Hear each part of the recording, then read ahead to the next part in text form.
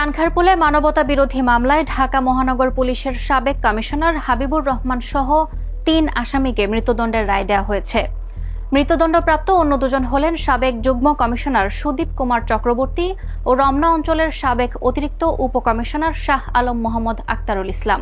এই ৩ আসামির সম্পদ জব্দের আদেশও দেওয়া হয়েছে। মামলার অন্য ৫ আসামিকে বিভিন্ন মেয়াদে কারাদণ্ড দেওয়া হয়েছে।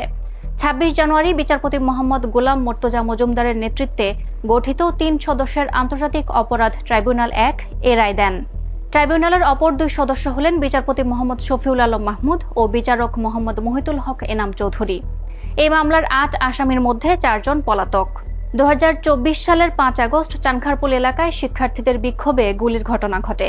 এতে বহু হতাহতের ঘটনার পাশাপাশি শাহরিয়ার খান আনাস, শেখ জুনায়েদ, মোহাম্মদ ইয়াকুব, মোহাম্মদ রাকিব হাওলাদার, মোহাম্মদ ইসমামুল হক ও মানিক মিয়া শাহরিক নিহত হন। এ মামলায় গত বছরের ১৪ জুলাই ৮ জনের বিরুদ্ধে অভিযোগ গঠন করে বিচার শুরুর আদেশ দেন আদালত। কান ধরে ওঠবস করানোর ২টি ভিডিও ছড়ানোর পর পদত্যাগের সিদ্ধান্ত জানালেন সর্বমিত্র চাকমা। ঢাকা বিশ্ববিদ্যালয় কেন্দ্রীয় ছাত্র সংসদ ডাকসুর কার্যনির্বাহী সদস্য পদ থেকে পদত্যাগের সিদ্ধান্ত নিয়েছেন তিনি। বিশ্ববিদ্যালয়ের কেন্দ্রীয় মাঠে ও জিমনেশিয়ামে সর্বমিত্র চাকমা কিশোর ও তরুণদের লাঠি হাতে কান ধরে উঠবস করাচ্ছেন, এমন ২টি ভিডিও পরপর দুদিন ফেসবুকে ছড়িয়ে পড়ে।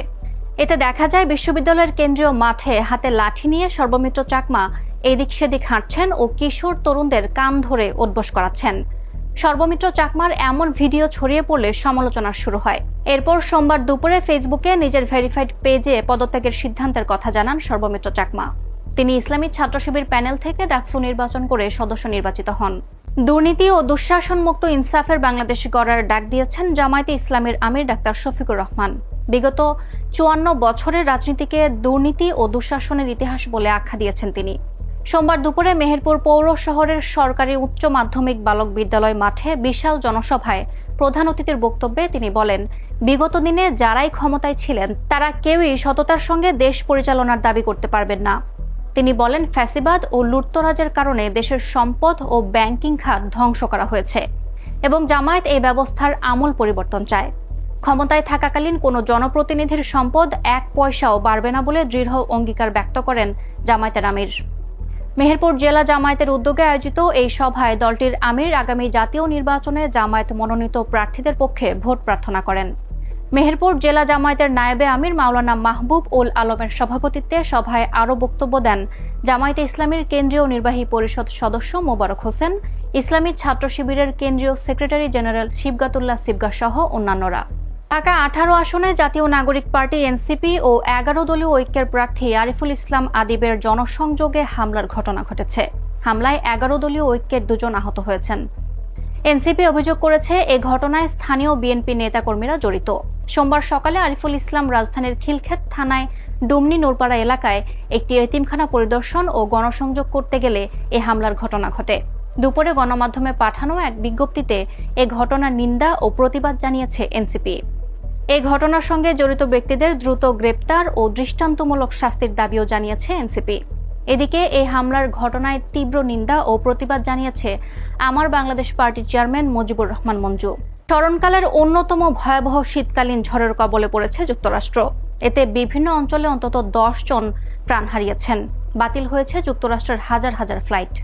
তীব্র তুষারপাত, বরফ বৃষ্টি আর প্রাণঘাতী শৈত্যপ্রবাহে বিদ্যুৎ বিচ্ছিন্ন হয়ে পড়েছে ৮ লাখেরও বেশি ঘরবাড়ি। নিউ ইয়র্ক সিটিতে উল্লেখযোগ্য সংখ্যক ভাসমান মানুষের বাস। মেয়র জোহরান মামদানি জানিয়েছেন ৫ জনের মৃতদেহ পাওয়া গেছে। লুইজিয়ানায় হাইপোথার্মিয়ায় ২ জনের মৃত্যু নিশ্চিত করেছে স্বাস্থ্য বিভাগ।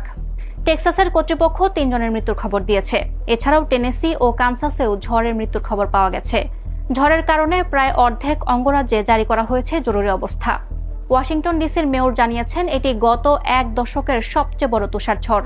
বিশেষজ্ঞদের মতে পরিস্থিতি ফেব্রুয়ারির শুরু পর্যন্ত বিপজ্জনক থাকতে পারে বলে আশঙ্কা করা হচ্ছে। প্রাণহানির সংখ্যা আরও বাড়তে পারে বলেও আশঙ্কা করছেন তারা। ইউরোপীয় ফুটবলে জমে উঠেছে শীর্ষ ২ লিগের শিরোপার লড়াই।